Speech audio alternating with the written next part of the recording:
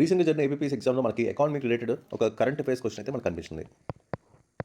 ఇదేంటి FY 2025.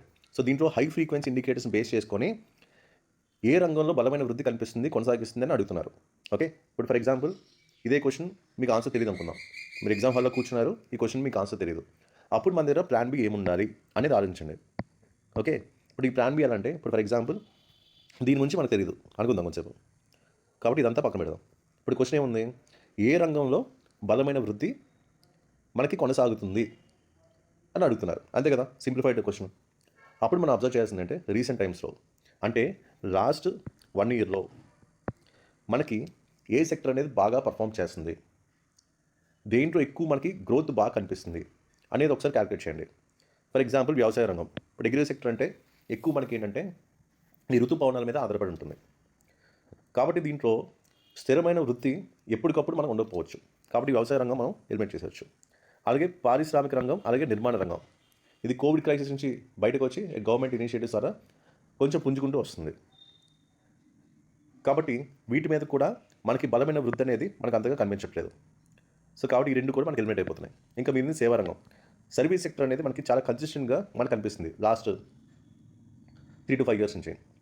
అంటే ఇక్కడ ఏవైతే మన క్వశ్చన్ ఉందో వాటిని మీరు అబ్జర్వ్ చేసుకుంటే ఈ కరెంట్ అఫైర్స్ బ్యాక్డ్రాప్లో వచ్చిన క్వశ్చన్ని మనం ఏం చేసాం, ఇది తెలియదు కాబట్టి ఇదంతా మనం స్ట్రైక్అప్ చేసాం.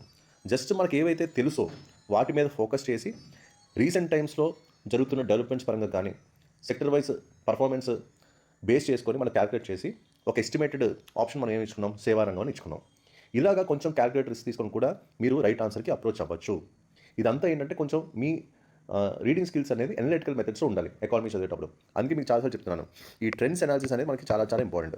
ఎప్పుడైతే ఈ ట్రెండ్స్ అనాలిసిస్ కనుక మీరు గమనిస్తారో, ఐడెంటిఫై చేస్తారో, ఒక్కొక్క సెక్టర్ దగ్గర పర్ఫార్మెన్స్ ఎలా ఉంది, లాస్ట్ 5 years ఎలా ఉంది, లేకపోతే లాస్ట్ 10 years ఉంది, లేకపోతే లాస్ట్ 1 year ఎలా ఉంది, ఈ పర్ఫార్మెన్స్ బేస్డ్ అనాలిసిస్ చేస్తారో మీరు రైట్ ఆన్సర్ని అప్రోచ్ అవ్వడానికి అవకాశాలు చాలా చాలా ఎక్కువ ఉన్నాయి.